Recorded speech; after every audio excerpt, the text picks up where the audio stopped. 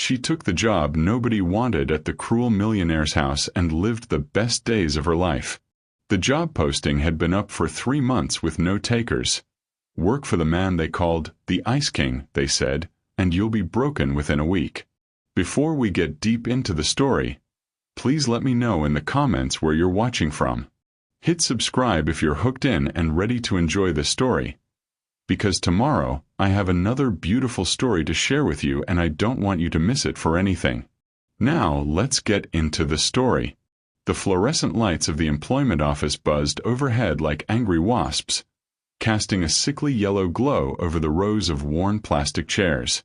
Zeriah Mitchell clutched a résumé, now soft from folding and unfolding, and stared at the job board that had become as familiar as her own reflection. 3 months. 3 months since she'd lost her position at the hotel when they downsized. 3 months of watching her savings evaporate like morning mist, of rationing meals and choosing between electricity and rent. The woman behind the desk, Mrs. Patterson, with her perpetual scowl and coffee-stained blouse, barely looked up when Zeriah approached for the 4th time that week. "Still nothing suitable for someone with your limited experience," Mrs. Patterson said, her voice dripping with the kind of condescension that had become a soundtrack to Zeriah's recent life. Zeriah's fingers tightened around her résumé. Limited experience. As if 5 years of managing a hotel's housekeeping staff, of juggling schedules and budgets and the 1,000 small crises that arose daily, counted for nothing. As if her business degree, earned through night classes while working 2 jobs, was just paper. "There has to be something," Zeriah said, her voice steady despite the tremor in her hands. "I can clean, organize, manage." "Actually," Mrs. Patterson interrupted, her eyes suddenly gleaming with something that might have been malicious amusement, "there is one position. Been sitting here for months. Good pay, too. Live-in household management for a private estate." Zeriah's heart leaped. "That sounds perfect. Why hasn't anyone?"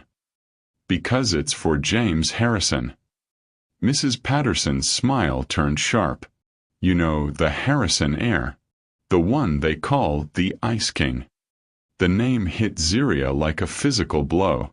Everyone in the city knew about James Harrison, the billionaire who'd inherited his father's empire and somehow made it even more ruthless. The man who'd fired half his workforce without blinking, who'd demolished a community center to build another one of his glass towers, who reportedly went through household staff like tissue paper. "I've heard." Zeriah began, but Mrs. Patterson was already sliding a paper across the desk. "Household manager. Live-in. Salaries $85,000 a year, plus room and board." Mrs. Patterson's voice was almost sing-song now. "Course, the longest anyone's lasted is 3 weeks. Most don't make it past the first day." Zeriah stared at the paper. $85,000. It was more than she'd made in 2 years at the hotel. It was enough to pay off her student loans, to help her mother with the medical bills that kept piling up, to finally, get ahead instead of just surviving. "What happened to the others?" she asked quietly. Mrs. Patterson shrugged. "He's demanding, perfectionist, cold as winter. Some say he's just mean for the sake of being mean. Others say he's testing people, seeing how much they can take before they break." She leaned forward conspiratorially. "Between you and me, I think he just likes watching people squirm. The smart thing would be to walk away. The safe thing would be to wait for something else, something normal, something that wouldn't require her to enter the lion's den." But Zeriah looked at her worn shoes, thought of the eviction notice folded in her purse, remembered her mother's tired voice on the phone saying, "Don't worry about me, baby. I'll figure something out." What would you do if desperation met opportunity? But that opportunity came with a warning label. Share your thoughts below. "I'll take it," Zeriah said. Mrs. Patterson's eyebrows shot up.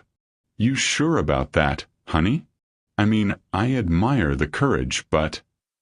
"I'll take it," Zeriah repeated, her voice firmer now. "When do I start?" The Harrison estate sat on 12 acres of manicured perfection in the most exclusive part of the city, hidden behind iron gates that looked more like fortifications than decoration. As the taxi pulled up the circular drive, Zeriah pressed her face to the window, taking in the sprawling mansion that looked like it belonged in a movie about European royalty. The house itself was a masterpiece of modern architecture. All clean lines and floor-to-ceiling windows that reflected the afternoon sun like mirrors. Everything was pristine, calculated, cold. Beautiful, but in the way that a museum was beautiful. You looked, but you didn't dare touch. The taxi driver whistled low. "This is where you're gonna be working?" "Living," Zeriah corrected, though the word felt strange on her tongue. Could a place this perfect ever feel like home? "Rather you than me," the driver muttered, but he helped her with her 2 suitcases. Everything she owned in the world condensed into 2 battered cases that looked pathetic against the mansion's grandeur. The front door opened before she could knock, revealing a woman in her 50s with silver hair pulled back in a severe bun and the kind of posture that suggested military training. "Ms. Mitchell." The woman's voice was crisp, efficient. "I'm Helen Torres, Mr. Harrison's assistant. I'll be showing you to your quarters and explaining your duties." Zeriah followed Helen through a foyer that could have housed her entire apartment, past a staircase that curved like a work of art, through rooms that looked like they belonged in architectural magazines. Everything was white and silver and glass, beautiful but somehow empty, as if no one actually lived here. "Mr. Harrison is very particular about his routines," Helen explained as they walked. "He rises at 5:30 a.m. Coffee, black, no sugar, should be ready by 5:45. Breakfast at 6 o'clock sharp. He works from his home office until noon, then has lunch, always something light, never the same thing twice in a week. He has various meetings throughout the afternoon, dinner at 7 p.m. precisely, and he retires to his study by 9 p.m. They climbed a smaller staircase to what Helen explained was the staff wing. "This will be your room," she said, opening a door to reveal a space that was larger than Zeriah's entire previous apartment. The room had its own bathroom, a small sitting area, and windows that looked out over the estate's gardens.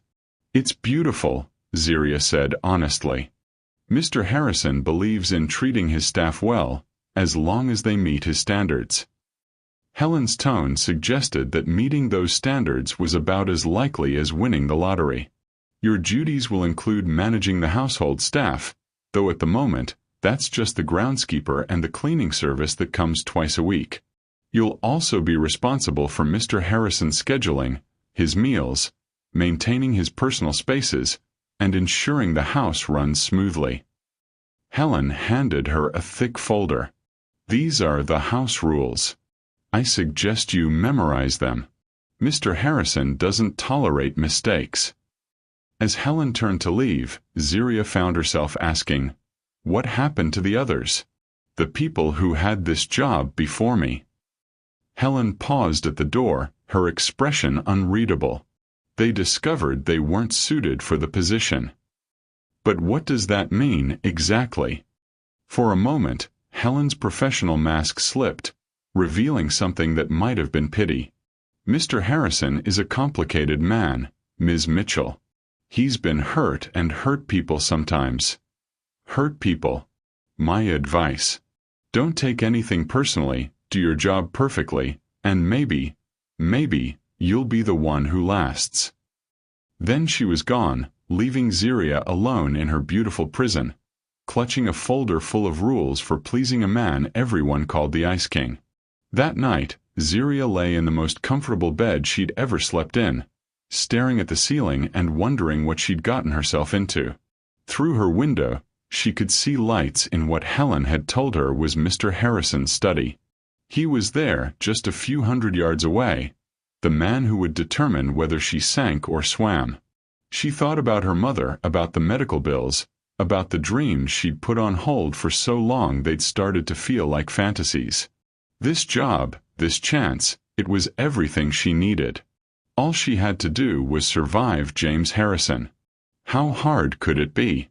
The alarm clock's shrill cry pierced the pre-dawn darkness at 5:15 a.m., but Zeriah was already awake, had been for the past hour, staring at the ceiling and rehearsing conversations that might never happen. Her first day. Her first test. Her first chance to prove that she wasn't like the others who'd fled before her.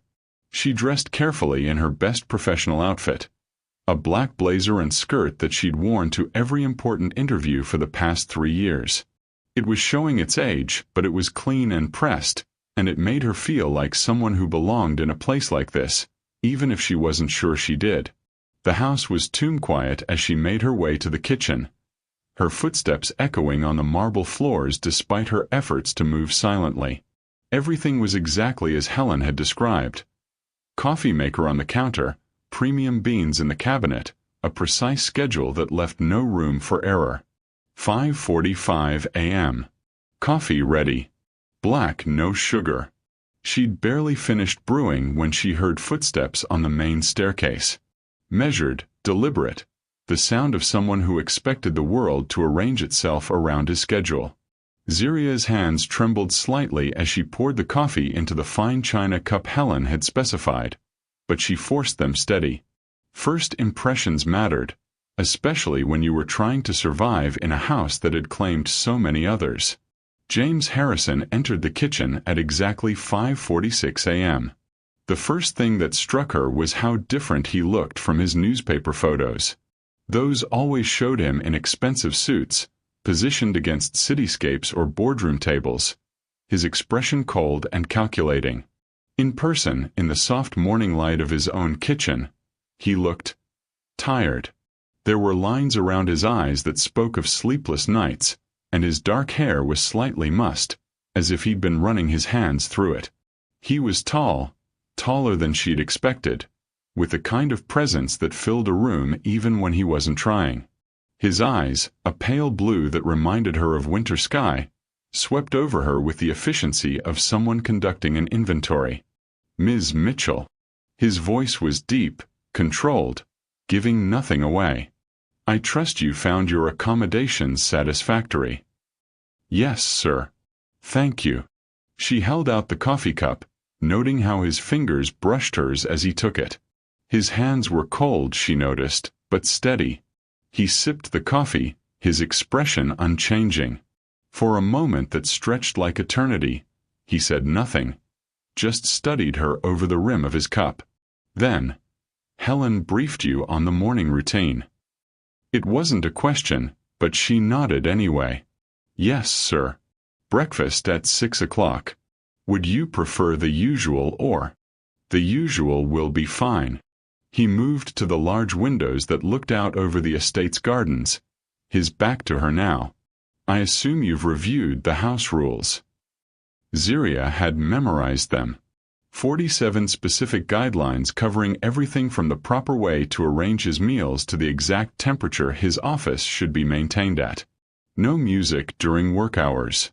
No personal phone calls on house phones. No rearranging of furniture without explicit permission. No entering his private study without invitation. Yes, sir. I have. Good. He turned back to her, and she caught something in his expression, a flicker of something that might have been surprise or perhaps disappointment. Most people find the rules restrictive. There it was. The first test. The moment when she could either crumble under the weight of his expectations or stand her ground.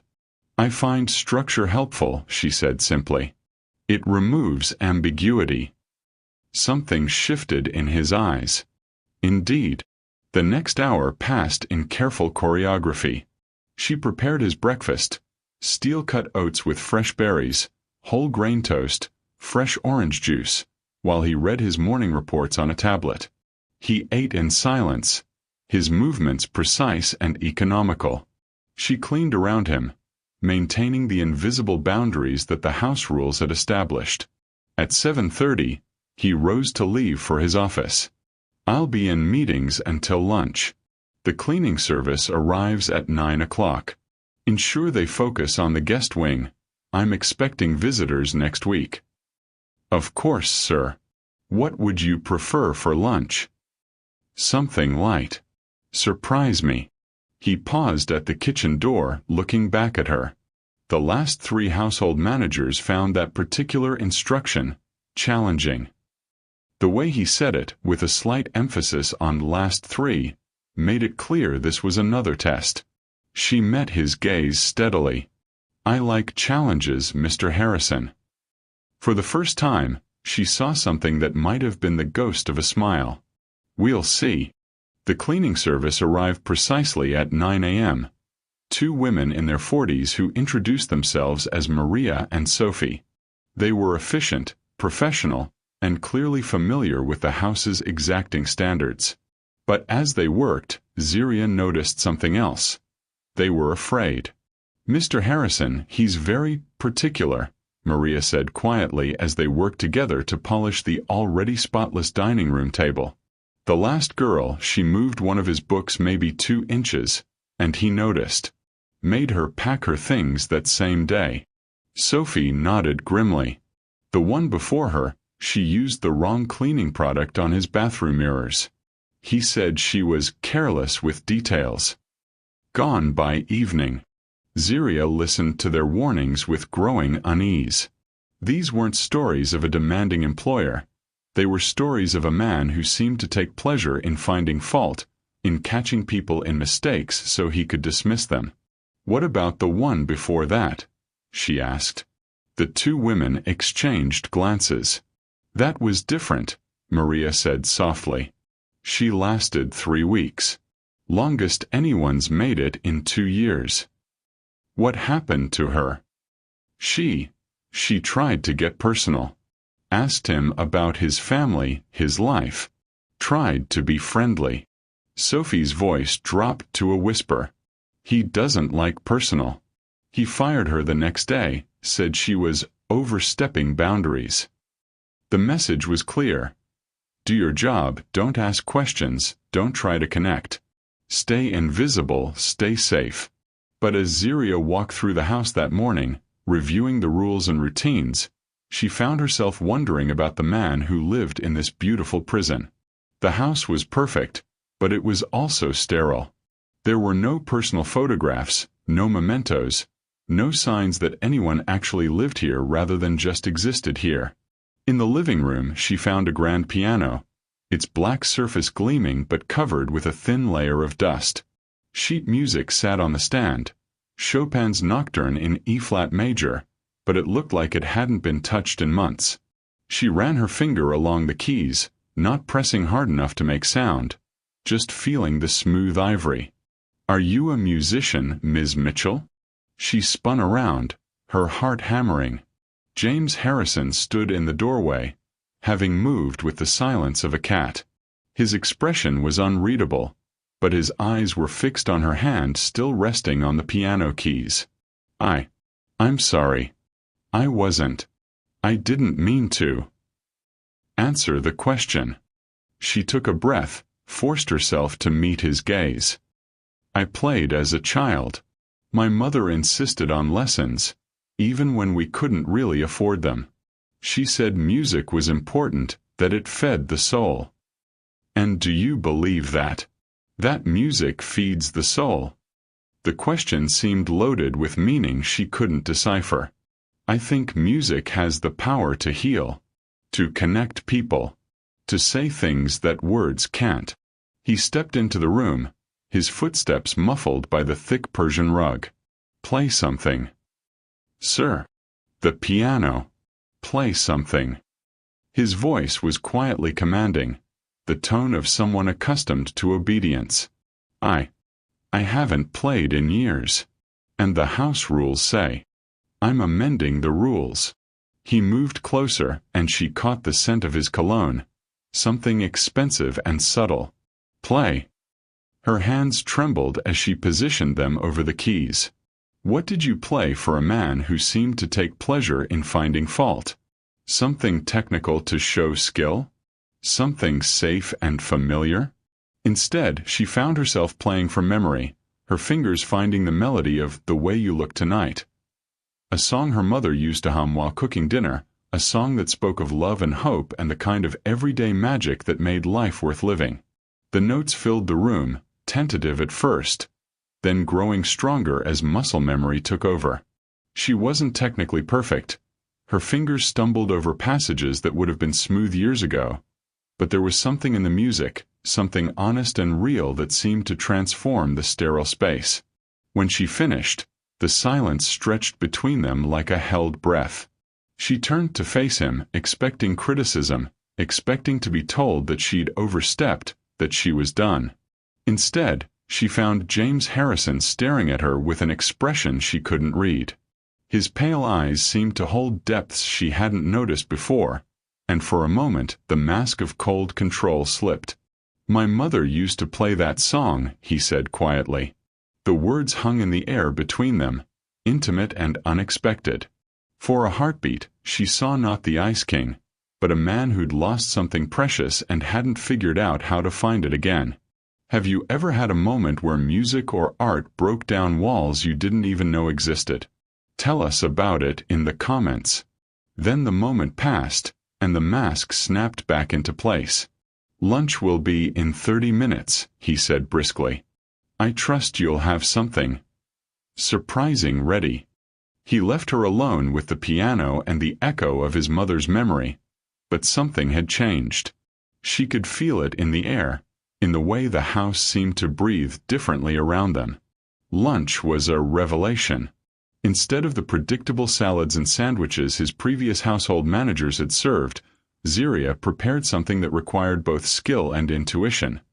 A perfectly poached egg over mixed greens with a warm bacon vinaigrette, accompanied by homemade focaccia bread that filled the kitchen with the scent of rosemary and sea salt. James Harrison ate in silence, but she noticed things. The way he savored the first bite, the slight nod of approval when he tasted the bread, the fact that he finished everything on his plate instead of picking at it like someone going through the motions. "Where did you learn to cook like this?" he asked as she cleared his plate. "My mother. She said that cooking was an act of love, that you could tell everything about a person by how they fed the people they cared about." "And what does this meal tell you about me?" The question caught her off guard.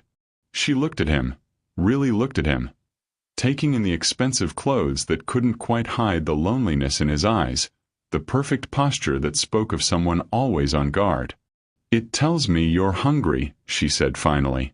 "Not just for food. For something real." The words hung between them, bold and dangerous. She'd crossed a line, spoken a truth that violated every rule about maintaining professional distance. She waited for the explosion, for the cold dismissal, for the order to pack her things. Instead, James Harrison leaned back in his chair and studied her with those pale blue eyes. "You're not like the others." "No, sir. I'm not. They were afraid of me. I'm not afraid of you. Perhaps you should be." But there was no menace in his voice, only curiosity. Zeriah met his gaze steadily. "I've been hungry, Mr. Harrison. I've been desperate and scared and pushed to the edge. I've had to choose between pride and survival, between what I wanted and what I needed. Fear is a luxury I can't afford." Something flickered in his expression. Surprise, perhaps, or recognition. "And what do you need, Ms. Mitchell?" "A chance. Just a chance to prove that I'm worth keeping around." "And what I need." She considered the question seriously, thinking of the dusty piano, the perfect but empty rooms, the way he'd said, "My mother used to play that song," like he was admitting to a secret. "I think you need someone who isn't afraid to tell you the truth. Someone who sees you as more than just your reputation." For a long moment, he said nothing. Then he stood, straightening his tie in a gesture that seemed more nervous than necessary. "We'll see how long that lasts," he said, but his voice lacked the cold edge it had carried that morning. As he left the kitchen, Zeriah allowed herself a small smile. She'd survived her first day. More than that, she'd made him curious about her, made him see her as something more than just another temporary employee. The real test, she knew, was just beginning. That evening, after James had retired to his study, Zeriah sat in her room reviewing the day's events. She'd broken rules, touched his piano, spoken personally, challenged his assumptions about what he needed. By all accounts, she should have been packing her bags. Instead, she was still here, still employed, still curious about the man who lived behind walls of ice and expensive suits. Through her window she could see the light in his study, and she wondered what he was doing in there. Working late. Reading. Thinking about the day's unexpected conversations? She thought about the way he'd looked when she played piano, the vulnerability that had flickered across his features when he mentioned his mother. Everyone called him the Ice King, but ice could melt. Ice could transform. Maybe that's what the others had gotten wrong. They'd tried to survive him, to endure him, to last long enough to collect their paychecks and move on. But maybe what James Harrison needed wasn't an employee who could withstand his coldness. Maybe he needed someone who could help him thaw. The second week at the Harrison estate fell into a rhythm that felt almost normal. Zeriah had learned the subtle art of reading James's moods, the way his shoulders tensed when he was frustrated with a business call, how he drummed his fingers on his desk when he was thinking through a problem, the slight softening around his eyes when she brought him coffee exactly the way he liked it. She'd also learned that the Ice King reputation wasn't entirely undeserved. She'd witnessed him reduce a contractor to stammering apologies over a 2-day delay in garden maintenance, watched him fire his accountant over a phone call that lasted exactly 3 minutes, seen him dismiss a potential business partner with such cold efficiency that the man left looking like he'd been physically struck. But those moments of ruthless control were balanced by others. Quieter moments when his guard slipped just enough to let her glimpse the man beneath the reputation. Like the morning she'd found him standing at the kitchen window, watching a family of deer graze in the early morning mist, his expression soft with something that might have been longing. Or the way he'd started lingering at the breakfast table, not quite ready to retreat to his office, as if he was hungry for conversation as much as food. The piano had become their unspoken meeting ground. Each morning, after he'd finished his coffee and before he disappeared into his world of conference calls and contracts, she would play. Never anything too bold or presumptuous, just gentle melodies that seemed to ease the tension in his shoulders, that made the sterile kitchen feel almost warm. He never asked her to play, never commented on her song choices. But he never left during the music either, and she began to notice the way his breathing slowed, the way his hands unclenched from the tight fists he didn't seem to realize he was making. On Thursday morning of her second week, everything changed. She was preparing his usual breakfast when she heard voices in the foyer. Helen's crisp professional tone and another voice, lighter, more musical. A woman's laugh echoed through the marble halls, bright and careless in a way that seemed to make the house itself recoil. "James, darling, I hope you don't mind me stopping by unannounced. I was in the neighborhood and thought..." Oh. The woman who swept into the kitchen was everything Zeriah was not. Tall, blonde, draped in designer clothes that probably cost more than Zeriah's annual salary. Her smile was perfect, her makeup flawless, her presence commanding in the way of someone who'd never doubted their welcome anywhere. James followed her into the kitchen, his expression carefully neutral, but Zeriah caught the tension in his jaw, the way his hands had returned to those tight fists. "Victoria," he said, his voice carrying a warning that the woman either didn't hear or chose to ignore. "Don't look at me like that. I know we said we'd give each other space, but that was 3 months ago, and I think we've both had enough time to..." Victoria's gaze landed on Zeriah, and her smile sharpened. "Oh, you must be the new help." The dismissal in her voice was absolute. Zeriah might as well have been a piece of furniture for all the consideration she was given. "Ms. Mitchell is my household manager," James said quietly, but there was steel in his voice now. Victoria's laugh was like breaking glass. Of course she is. How? Quaint. I suppose after the disaster with the last few, you had to scrape the bottom of the barrel. The words hit like a physical blow. Zeriah felt heat flood her cheeks, felt the familiar burn of humiliation that she'd hoped to leave behind. She kept her eyes fixed on the breakfast she was plating, her hands steady despite the tremor she felt in her chest. Victoria. James's voice was sharp now, cutting. That's enough. What? I'm just saying. You're saying things that aren't welcome in my house. He moved closer to Victoria, his posture shifting into something that reminded Zeriah of a predator. I think you should leave. Victoria's perfect composure cracked slightly. James, you can't be serious. We have history. We have nothing.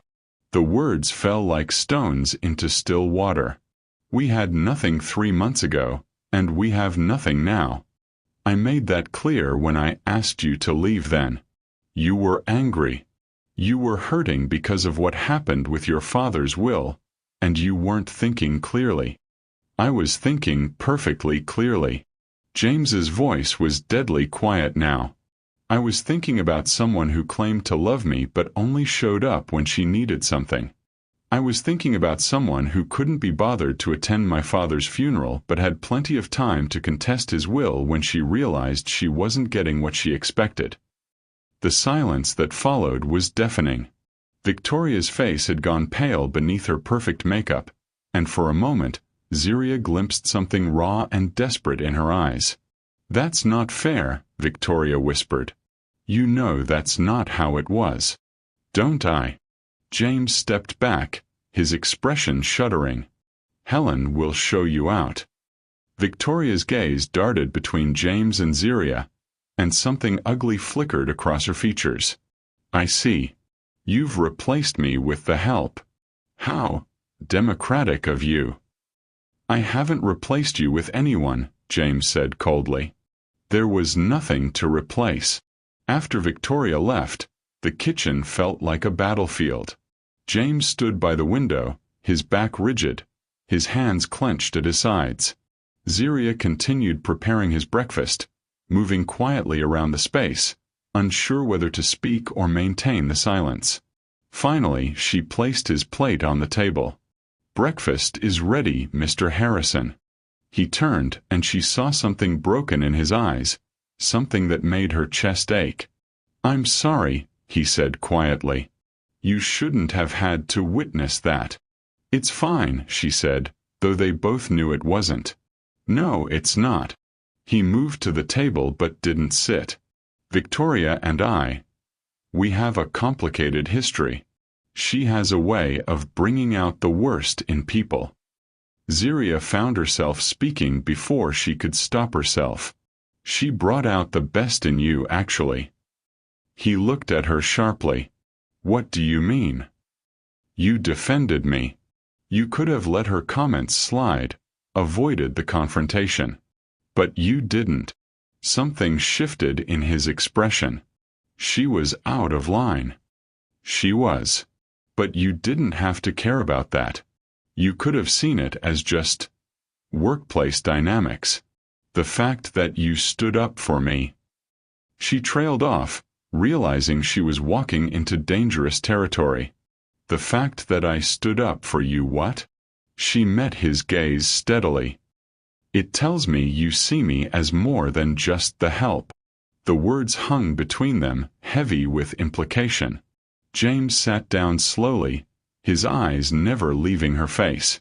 What do you think you are, Ms. Mitchell? The question was soft, but it felt like a test. Like he was asking her to define not just her role in his house, but her role in his life.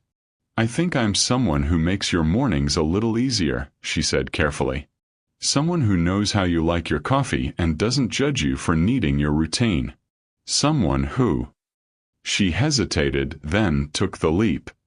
Someone who plays piano in the mornings because it makes you smile, even when you don't realize you're smiling. His breath caught, barely audible, but she heard it. You do that for me. I do a lot of things for you, Mr. Harrison. The question is whether you're ready to let me. What does it mean to truly see someone? Not just their job or their role, but who they really are underneath. Share your thoughts below. That afternoon, James broke his usual routine. Instead of working in his office until evening, he appeared in the kitchen where Zeriah was preparing dinner. "Would you like to see the gardens?" he asked, his voice carrying a hesitation she'd never heard before. She looked up from the vegetables she was chopping, surprised. Yes. I'd like that." They walked through the estate's grounds in comfortable silence, James pointing out features of the landscape that had been designed by his father years ago. The gardens were beautiful but formal, everything carefully controlled and maintained. "It's lovely," Zeriah said, and meant it. "But it feels a bit sterile," James suggested. "I was going to say lonely." He stopped walking, turning to look at her. "Lonely? It's perfect," she said carefully. "Every plant in its place, every path precisely maintained. But there's no wildness, no surprises, no places where something might grow just because it wants to, not because it was planned." James was quiet for a long moment. "My father believed in control, in order. He said that chaos was the enemy of success." "And what do you believe?" "I used to believe the same thing." He started walking again, his pace slower now. Control meant safety. Order meant predictability. If you could control every variable, you could prevent disappointment. "And now I'm not sure." He stopped beside a fountain, its water cascading in perfect measured arcs. "You've been here 2 weeks, Ms. Mitchell. Longer than anyone in the past year. Do you know why?" She shook her head. "Because you don't try to control me. You don't try to manage me or manipulate me or change me. You just exist alongside me. Like you're content to be here without needing me to be anything other than what I am." The honesty in his voice made her chest tight. "Is that so unusual?" "In my experience, yes." He turned to face her fully. "People want things from me. Money, connections, access, status. Even Victoria, especially Victoria. She loved the idea of being with a Harrison. She loved the lifestyle, the recognition, the power that came with my name. But she never loved me." "How do you know?" "Because when things got difficult, when my father died and the will was contested and suddenly the future of the Harrison fortune was uncertain, she disappeared. She showed up at the lawyer's office to see what she might inherit, but she couldn't be bothered to show up at the funeral to comfort me while I buried my father." The pain in his voice was raw, unguarded. Zeriah felt the urge to reach out, to offer comfort, but she held herself back. "I'm sorry," she said simply. "Are you? Or are you just saying what you think I want to hear?" The question was sharp, testing. She considered her answer carefully. "I'm sorry that the person you trusted with your heart proved unworthy of it. I'm sorry that you learned you couldn't count on someone when you needed them most. But I'm not sorry that she's gone, because someone who would treat you that way doesn't deserve to be in your life." He stared at her for a long moment, something vulnerable flickering in his eyes. "You have very strong opinions about people you've never met." "I have strong opinions about people who hurt the ones I care about." The words slipped out before she could stop them. The admission hung between them like a confession, too honest and too revealing. "You care about me?" His voice was barely above a whisper. "I." She struggled for words, for some way to take back the truth she'd accidentally revealed. "I care about doing my job well. I care about making sure you're comfortable in your own home. I care about." "That's not what you said." "I know what I said." "Do you?" "Because what you said was that you care about me." Not my comfort, not my schedule, not my requirements. Me. She looked away, focusing on the fountain's perfect arcs of water. Would that be so terrible? It would be dangerous. For who? For both of us. He stepped closer, and she could smell his cologne again, could feel the warmth of his body despite the cool evening air. I don't know how to do this, Ms. Mitchell. I don't know how to let people close without giving them the power to destroy me. You don't have to know, she said softly. You just have to try. And if I hurt you, if I disappoint you the way I've disappointed everyone else, then I'll survive it. She turned to face him, meeting his gaze with all the courage she could muster. I've survived worse things than disappointment, Mr. Harrison. But I might not survive always wondering what could have been if we'd been brave enough to try. For a moment, she thought he might reach for her. His hand twitched at his side, and his eyes searched her face as if he was trying to memorize every detail. Then his phone buzzed, shattering the moment like broken glass. He pulled it from his pocket, glancing at the screen, and his expression immediately hardened. I have to take this, he said, his voice once again controlled, professional. It's about the Singapore deal. And just like that, the walls were back up, the moment lost. He walked away, already answering the call, leaving her alone by the fountain with its perfect, predictable arcs of water. But something had changed. Something had shifted in the careful balance they'd maintained for 2 weeks. The question was whether that change would bring them together or tear them apart. That night, Zeriah lay in her bed listening to the house settle around her. She could hear James moving around in his study, the soft sounds of papers rustling, the occasional murmur of his voice as he made late-night calls. She thought about the way he'd looked at her in the garden, the vulnerability in his voice when he'd talked about Victoria, the moment when she'd thought, hoped, he might reach for her. She was falling for him. There was no point in denying it anymore. Somewhere between morning coffee and evening routines, between piano music and honest conversations, she'd lost her heart to a man who might not know how to love her back. The smart thing would be to maintain her distance, to keep things professional, to remember that she was an employee and he was her employer and that fairy tales didn't happen to girls like her. But when had she ever been smart about matters of the heart? Through her window she could see the light in his study, and she wondered if he was thinking about her too. If he was remembering the way she'd looked at him in the garden, the way she'd said she cared about him like it was the most natural thing in the world. Tomorrow would bring new challenges, new tests of the fragile thing growing between them. But tonight she allowed herself to hope that maybe, just maybe, the Ice King was finally ready to let someone warm his heart. The question was, would he let it be her? The call came at 3:47 a.m. on a Tuesday, shattering the quiet of the Harrison estate like a bomb going off. Zeriah woke to the sound of James's voice echoing through the halls, sharp and commanding even in the pre-dawn darkness. What do you mean the Singapore deal is off? That's impossible. We had confirmation yesterday that... She pulled on her robe and padded quietly to her door, listening to the one-sided conversation that was growing more heated by the moment. No, you listen to me, Davidson. This company has been hemorrhaging money for months while you've been playing politics instead of doing your job. If you think I'm going to let you... The sound of something being thrown, a book perhaps or a paperweight, echoed through the house. Then silence. 20 minutes later, her phone rang. Ms. Mitchell. James's voice was tightly controlled, but she could hear the strain underneath.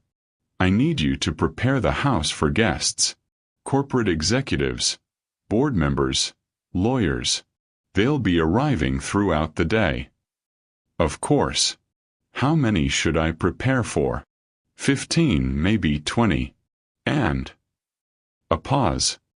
Call the catering service. This isn't a social gathering. It's a war council. By 7 a.m., the Harrison estate had transformed into a battlefield. Men in expensive suits arrived in gleaming cars, their expressions grim, their voices carrying the weight of crisis. Zeriah moved through the house like a ghost, ensuring coffee stayed hot, that documents were copied, that the powerful men reshaping James's world had everything they needed. She caught fragments of conversation as she worked: market manipulation, insider trading allegations, SEC investigation, hostile takeover. Each phrase fell like a stone into still water, sending ripples of dread through the house. And through it all, James stood at the center of the storm, his control absolute and terrifying. This was the Ice King in his element, the man who'd built an empire on ruthlessness and precision. But Zeriah saw what the others didn't: the tension in his shoulders, the way his hands trembled slightly when he thought no one was looking, the hollow exhaustion in his eyes. At noon, Victoria arrived. She swept into the house like she owned it, her blonde hair perfectly styled, her designer suit armor-bright in the afternoon sun. Behind her came a man Zeriah didn't recognize. Tall, silver-haired, with a kind of predatory smile that made her skin crawl. "James, darling," Victoria called out, her voice carrying through the house like a bell. "I came as soon as I heard. Such terrible news about the Singapore investigation." Zeriah was arranging lunch in the dining room when she heard James's response, cold and cutting. "What do you want, Victoria?" "To help, of course. This is Charles Brennan. He's with Morrison and Associates. They specialize in corporate crisis management. I have lawyers. Not like Charles. He's creative. He knows how to make problems disappear." The conversation moved into James's office, but not before Zeriah caught the look Victoria threw her way. Triumphant, possessive, like a cat who'd cornered a mouse. The afternoon stretched like torture. More lawyers arrived, more whispered conversations, more documents that painted an increasingly bleak picture. The Singapore deal, worth hundreds of millions, was dead. Worse, the investigation was expanding, looking into other Harrison Industries transactions, other deals that might not withstand scrutiny. At 4 p.m., Helen found Zeriah in the kitchen, her face pale and drawn.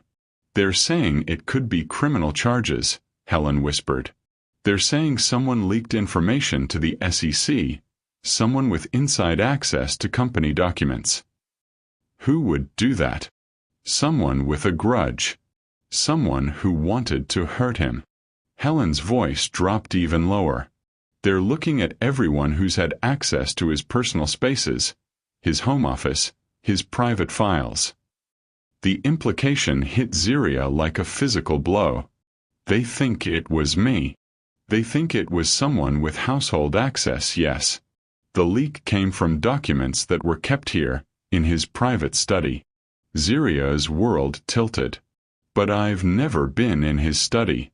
The rules specifically." "I know. But appearances matter, and right now you're the newest person with access to the house." Helen's expression was full of pity. "I'm sorry, Zeriah, but they're going to need someone to blame and—" "Helen." James's voice cut through the kitchen like a blade. "I need to speak with Ms. Mitchell. Alone." Helen disappeared, leaving them facing each other across the kitchen island that had become their morning ritual, their safe space. Now it felt like a chasm. "Is it true?" Zeriah asked quietly. "Are they saying I leaked those documents?" "Some people are suggesting that possibility, yes. But you know I didn't. You know I would never." "Do I?" His voice was calm, controlled, but there was something brittle underneath. "You've been here 3 weeks, Ms. Mitchell. 3 weeks in which you've had access to my home, my routine, my private conversations. You've seen my schedule, my habits, my vulnerabilities." The word vulnerabilities hit her like a slap. "You think I used what you shared with me against you? I think you're a woman who was desperate when she came here. A woman facing eviction, mounting bills, a mother with medical expenses. I think someone like that might be tempted by the right offer. What are you saying?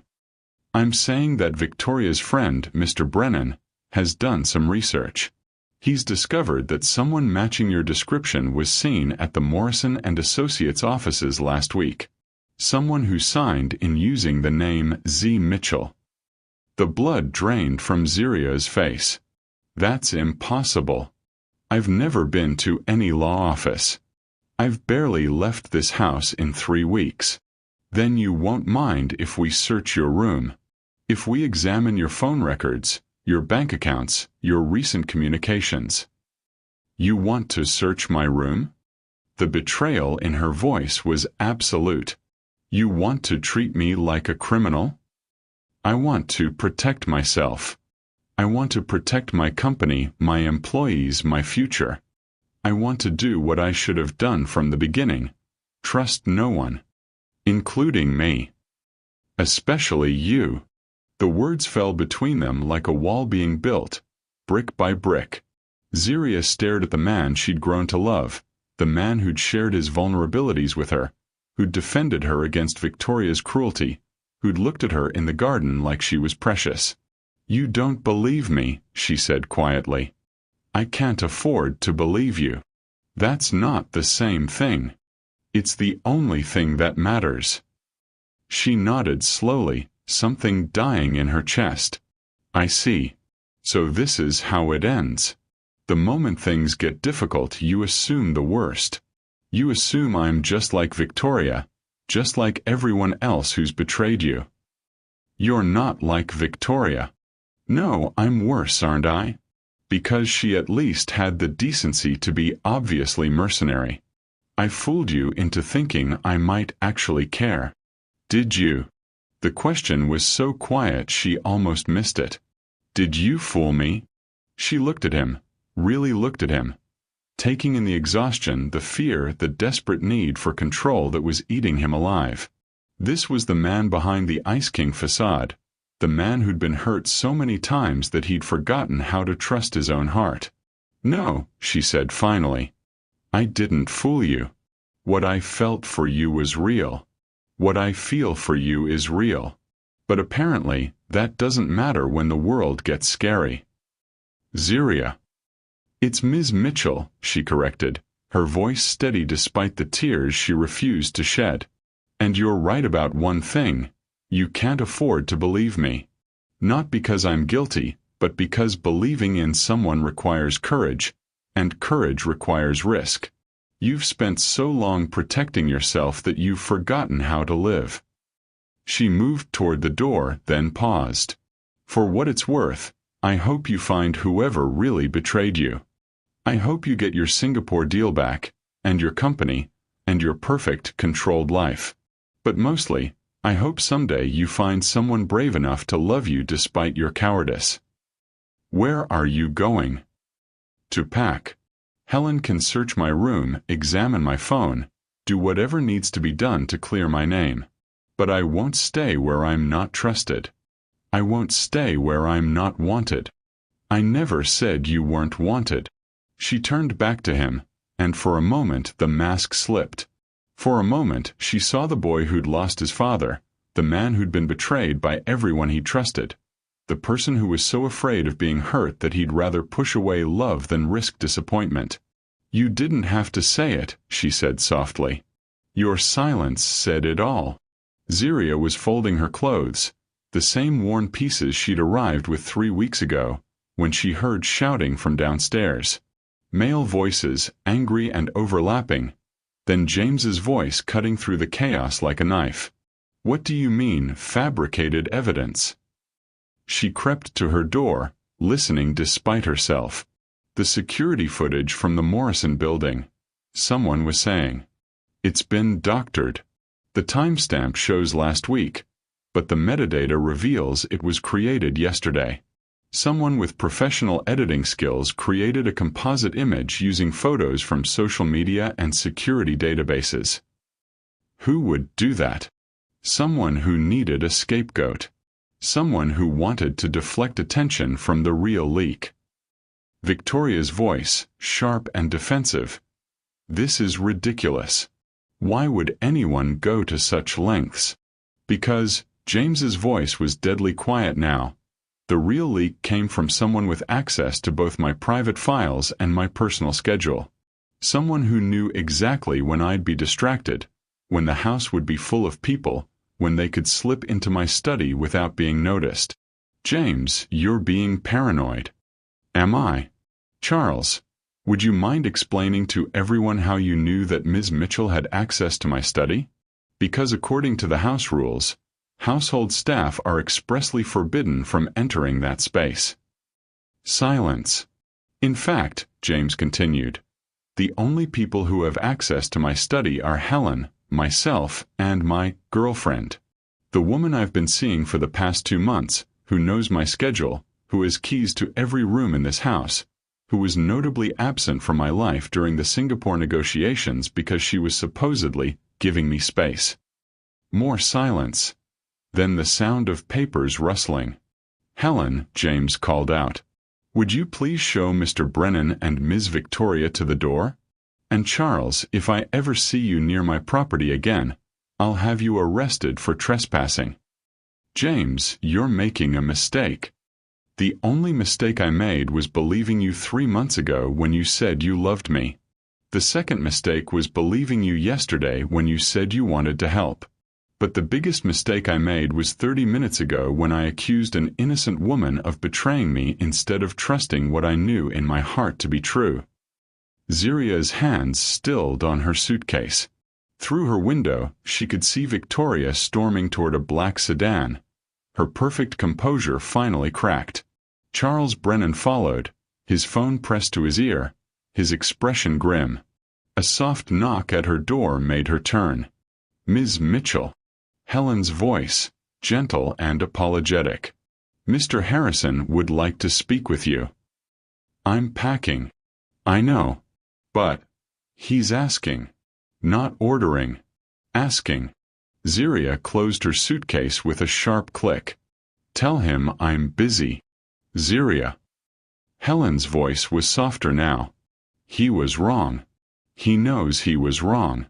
But he's also scared, and scared people do stupid things. Scared people also learn from their mistakes. Or they don't. Which kind of person do you think he is? The question hung in the air like a challenge. Zeriah thought about the man who'd defended her against Victoria's cruelty, who'd shared his vulnerabilities in the garden, who'd looked at her like she was precious.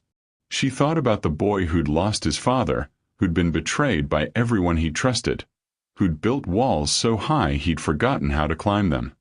I think, she said slowly, he's the kind of person who's worth saving. But only if he wants to be saved. Then maybe you should ask him. She found James in his study, standing at the window that looked out over the gardens. His shoulders were slumped, his hands loose at his sides, and for the first time since she'd known him, he looked defeated. You were right, he said without turning around. Victoria played me. She and Brennan manufactured evidence, created a false trail, tried to frame you for something you had no part in. I know. You know. I heard the shouting. The whole house heard the shouting. She stayed by the door, not trusting herself to move closer. The question is, what are you going to do about it? I'm going to destroy them. Both of them. I'm going to make sure they never work in this industry again, that they... That's not what I meant. He turned then, and she saw the devastation in his eyes. Then what did you mean?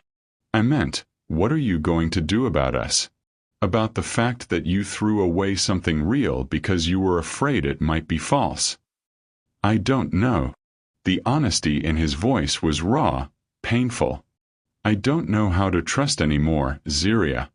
I don't know how to let people close without expecting them to hurt me. So you hurt them first. Yes. And how's that working out for you? He laughed, a sound devoid of humor. It's not. It's killing me, slowly but surely.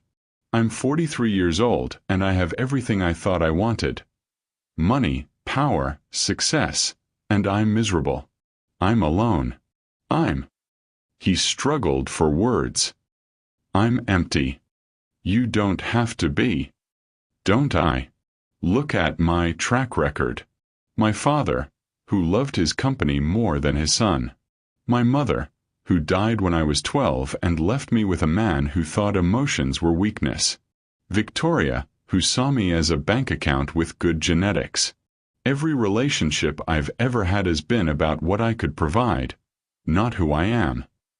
Except one. Which one? The one you just destroyed out of fear. Have you ever been so afraid of being hurt that you sabotaged something good before it had a chance to hurt you? How do you learn to trust again when trust has been weaponized against you? Share your thoughts below. He stared at her, and she saw the moment when understanding dawned. You're saying you love me. I'm saying I loved you. Past tense. I loved a man who played piano with dusty keys and looked at me like I was a miracle. I loved a man who defended me against cruelty and shared his vulnerabilities in a garden full of perfect flowers. I loved a man who was brave enough to let me see behind his walls. And now I'm looking at a man who's so afraid of being hurt that he'll choose loneliness over love.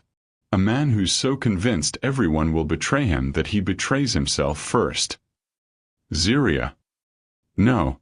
She held up a hand, stopping him. You had your chance to trust me. You had your chance to believe in what we were building together. Instead, you chose fear. You chose suspicion. You chose to protect yourself at the cost of everything else. I made a mistake. You made a choice. There's a difference. Then what do I do now? How do I fix this? She looked at him, really looked at him, taking in the desperation, the regret, the love that he was finally allowing himself to feel. You don't fix it, she said quietly. You don't get to hurt someone and then demand they make it better. You don't get to push someone away and then expect them to come running back when it's convenient. So that's it. It's over. That's up to you, James. Because here's the thing, I'm not going anywhere. I'm not Victoria. I'm not going to disappear at the first sign of trouble or run away when things get hard. But I'm also not going to stay somewhere I'm not valued, somewhere I'm not trusted, somewhere I'm treated like a suspect instead of a partner. What are you saying? I'm saying that if you want me to stay, you need to give me a reason. Not a salary, not a job, not a place to live. A reason. Something that tells me you see me as more than just another person who might betray you. And if I can't, then I'll pack my bags and leave, and you'll get exactly what you've always said you wanted. A life where no one can hurt you because no one gets close enough to matter. The silence stretched between them like a chasm. James stared at her, and she saw him struggling, with fear, with pride, with the walls he'd built so carefully over the years. I don't know how, he said finally. I don't know how to trust someone when trust has been weaponized against me. I don't know how to love someone when love has always come with conditions. Then learn. What if I can't? Then you'll spend the rest of your life wondering what could have been if you'd been brave enough to try. She turned to leave, then paused at the door. For what it's worth, James, I think you're worth the risk.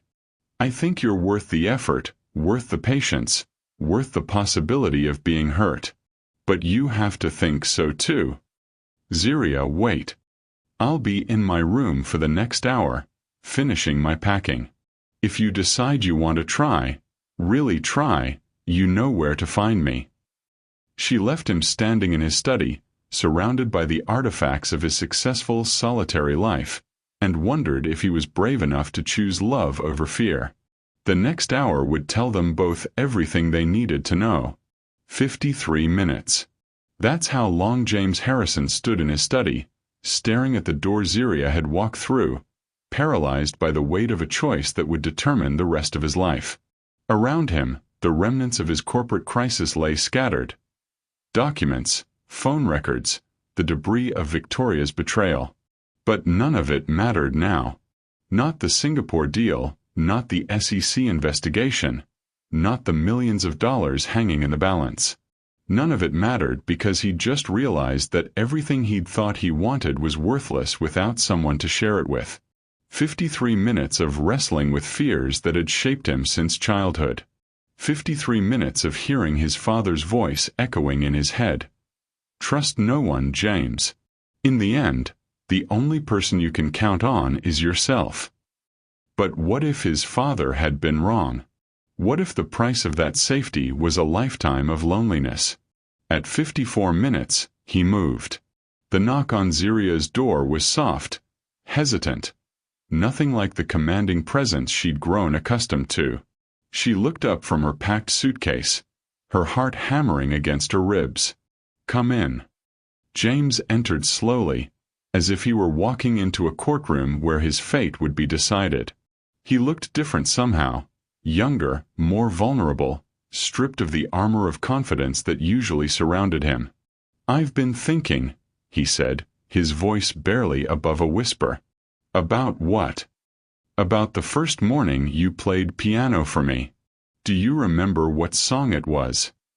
The question caught her off guard. Yes. "The way you look tonight. Do you know why I asked you to play?" She shook her head. "Because for the first time in years, I heard something in this house that sounded like home. Not just a place where I existed, but a place where I could actually live." He took a step closer, his hands trembling slightly. "I haven't felt that since my mother died." "James. Please. Let me finish. I need to say this before I lose my courage." He took a shaky breath. "You were right about everything. About Victoria, about the investigation, about me. I am a coward. I've spent so many years building walls that I forgot what they were supposed to protect." What were they supposed to protect? My heart. My capacity to love. My ability to trust. His voice cracked slightly. But somewhere along the way the walls became a prison. I locked everyone out, including myself. Zeriah sat on the edge of her bed, her hands folded in her lap. "What changed?" "You did. You walked into my kitchen 3 weeks ago and started playing music that made me remember who I used to be. You talked to me like I was a person, not a bank account or a business opportunity. You saw through all my defenses and somehow found something worth caring about. I saw you, James. The real you. The one you've been hiding from the world. I know. And it terrified me. Because if you could see the real me, then you had the power to destroy me. So when things got difficult, when I got scared, I did what I always do. I pushed you away before you could hurt me. But I wasn't going to hurt you. I know that now. I think I knew it then too, but I was too frightened to trust what I knew." He moved closer, close enough that she could see the tears gathering in his eyes. "I'm not asking you to forgive me, Zeriah. I'm not asking you to pretend that what I did was okay. I'm just asking you to let me try to be the man you saw in me." "What does that mean?" "It means I want to tear down these walls. All of them. It means I want to learn how to trust again, how to love without conditions, how to be vulnerable without expecting betrayal." He dropped to his knees beside her bed, his pride abandoned, his heart laid bare. "It means I want to do it with you if you'll have me." The sight of James Harrison, the Ice King himself, on his knees before her, tears streaming down his face, was almost too much to process. This was the man who commanded boardrooms, who made grown executives tremble with a look, who'd built an empire on the foundation of never showing weakness. "You're proposing," she said quietly. "I'm proposing everything. Marriage, partnership, a life together. I'm proposing that we turn this house into a home, that we fill it with music and laughter and all the messy, wonderful chaos that comes with actually living instead of just existing." "James." I know I don't deserve you. I know I've given you every reason to walk away and no reason to stay. But I'm asking anyway, because for the first time in my life, I'm more afraid of living without you than I am of being hurt by you." She stared at him, this powerful man reduced to raw vulnerability, and saw the boy who'd lost his mother, the son who'd been shaped by a father's fears, the person who'd spent decades protecting himself from a world that seemed determined to wound him. "Get up," she said softly. "Zeriah." "Get up, James. Please." He rose slowly, uncertainty flickering across his features. She stood as well, facing him across the small distance that felt like a chasm. "Do you know what I was going to do after I left here?" she asked. He shook his head. "I was going to go back to my tiny apartment, if I could convince the landlord to let me stay. I was going to find another job, probably for half the salary, and I was going to pretend that these 3 weeks never happened. I was going to convince myself that what I felt for you was just gratitude, just the natural response to someone who'd given me a chance when no one else would. And now I'm looking at a man who's brave enough to ask for something he's never had before. A man who's willing to risk everything for the possibility of love." She reached out, her fingers brushing against his cheek. "Now I'm looking at the person I fell in love with, the one who was hiding behind all that ice. Does that mean? It means I need to know that this is real. That when things get difficult again, and they will, you won't shut me out. That when you're scared or hurt or confused, you'll talk to me instead of pushing me away. I promise. It means I need to know that you see me as your partner, not your employee. That you value my opinions, my thoughts, my dreams as much as my ability to make your coffee the way you like it. I do. I see you, Zeriah. All of you. Your strength, your compassion, your incredible ability to find beauty in broken things. I see the woman who took a job everyone else was afraid to take, who stood up to Victoria's cruelty with grace, who played piano in the mornings because she knew it made me happy. And I need to know that you're ready to let me love you.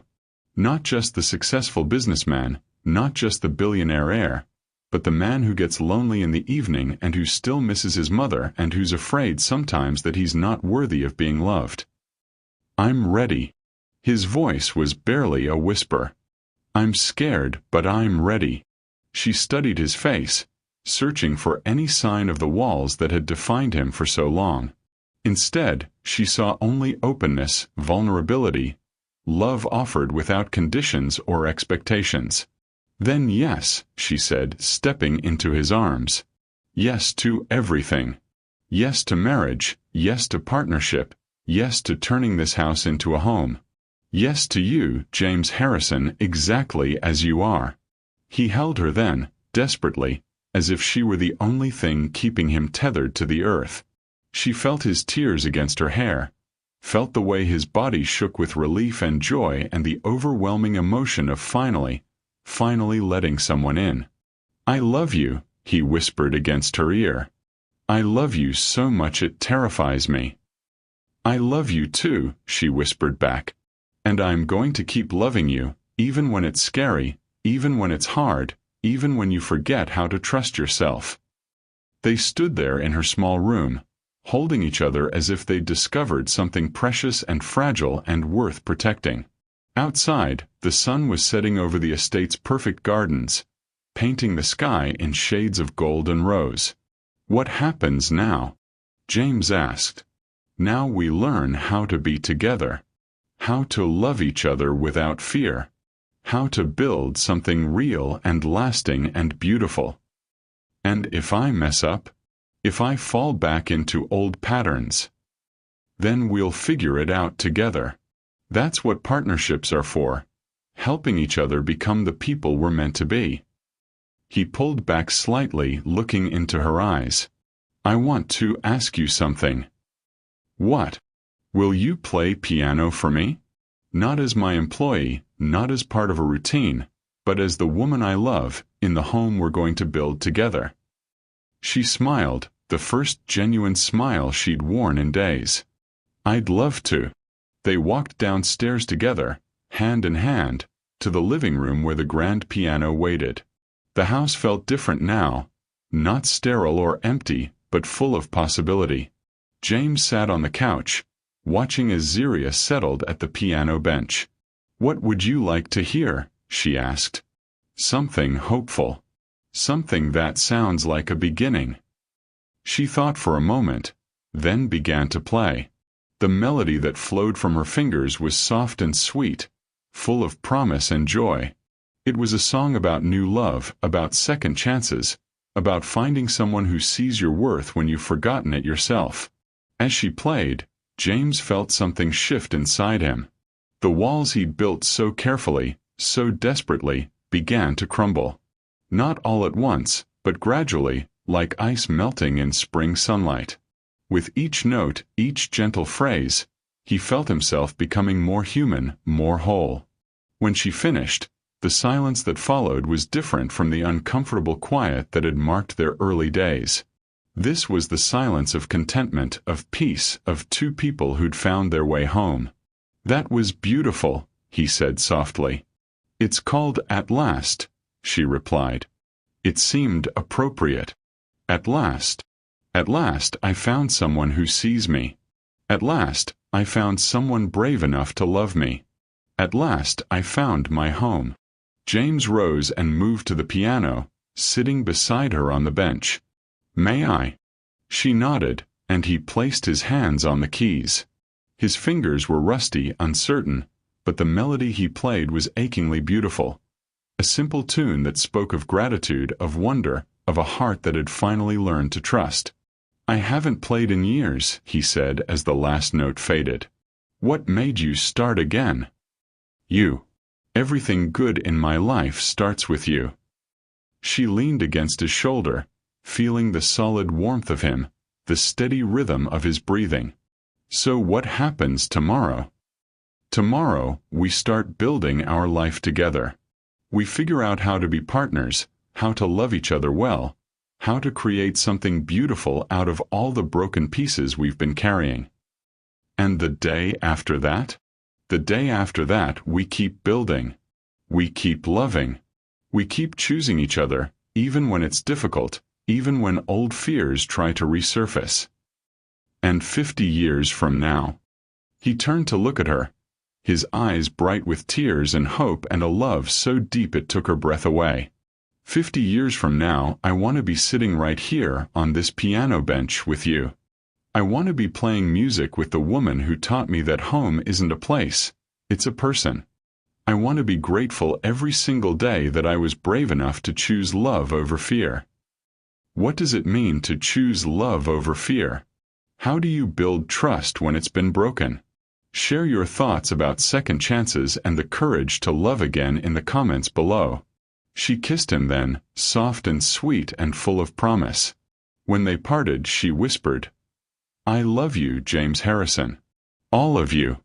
The Ice King and the gentle man, the successful businessman and the frightened boy, the person you've been and the person you're becoming. And I love you, Zeriah Mitchell. Soon to be Zeriah Harrison if you'll have me. I'll have you. All of you. For better or worse, for richer or poorer, in sickness and in health, for all the days of our lives." Is that a yes? That's a yes to everything. To love, to partnership, to building a life together. To taking the job nobody wanted and discovering it was exactly what I needed. What we both needed. What we both needed. As evening fell over the Harrison estate, the two of them sat at the piano, playing music that filled the house with warmth and joy and the sound of walls coming down. The ice had finally melted, replaced by something infinitely more precious, the warmth of a love that was brave enough to risk everything for the promise of everything. Later, much later, James would look back on this moment as the night his real life began. Not the life of success and achievement and careful control, but the life of connection and vulnerability and love without conditions. The life that started when a desperate woman took a job nobody wanted and discovered that sometimes the greatest risks yield the greatest rewards. And Zeriah would remember this as the night she learned that some fairy tales are real. Not because they're perfect, but because they're worth fighting for.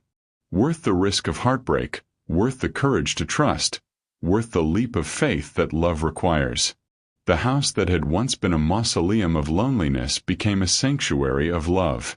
The man who'd been called the Ice King learned to let his heart melt. And the woman who'd taken the job nobody wanted discovered that she'd found exactly what she'd been searching for all along. Not just employment, not just security, not just survival, but home, partnership, love without limits. The best days of her life had only just begun. Epilogue. 1 year later.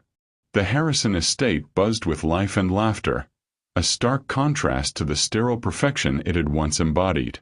Children's voices echoed from the gardens where James had installed a playground, their joy mixing with the sound of piano music drifting from the open windows. Zeriah Harrison, the name still made her smile, stood in the kitchen that had become the heart of their home, preparing lunch for the family gathering celebrating their first wedding anniversary. The kitchen was no longer pristine and untouchable. It bore the beautiful chaos of a life fully lived. Flowers from their garden brightened the counters, family photographs lined the walls, and the morning's coffee cups sat companionably in the sink. "Need any help?" James asked, wrapping his arms around her from behind. "From the man who once fired someone for moving a book 2 inches? I think I can manage." He laughed, the sound rich and unguarded. "I was a monster, wasn't I? You were scared. There's a difference. How did you know I'd be worth saving?" She turned in his arms, studying the face that had become more precious to her than breath itself. The lines around his eyes spoke of laughter now instead of stress, and his smiles came easily, naturally. "Because I saw who you were underneath all that ice. I saw the man who played piano when he thought no one was listening, who looked at gardens with longing, who defended me when he didn't have to. I'm glad you took the job nobody wanted. I'm glad you were brave enough to let me love you." Through the window they could see their guests arriving.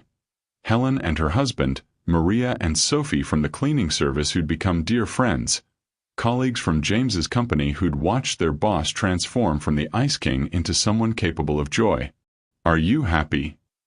James asked, the question carrying the weight of all their shared history.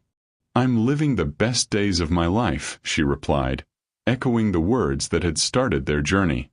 "Every single day with you is the best day of my life. Even when I'm being impossible? Especially then. Because impossible James is still my James." He kissed her then, soft and sweet and full of the promise of all the tomorrows they'd build together. When they parted, he whispered, "Thank you." "For what?" "For taking the job nobody wanted. For staying when I gave you every reason to leave. For teaching me that love isn't a weakness, it's the greatest strength of all. Thank you for being worth the risk."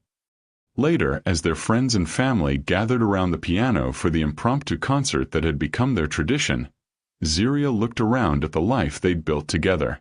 The house was no longer perfect, but it was perfect for them. Full of music and laughter and the beautiful imperfection of real love. She thought about the desperate woman who'd walked into an employment office a year ago, willing to take any job, any chance, any hope of survival.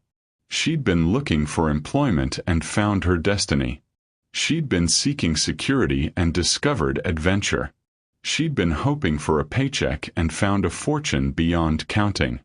As James began to play and their guests joined in song, Zeriah smiled and added her voice to the chorus. The job nobody wanted had given her everything she'd never dared to dream of. Love, partnership, home, and the unshakable knowledge that sometimes the greatest risks yield the greatest rewards. The Ice King had melted completely, replaced by the warmest, most loving man she'd ever known.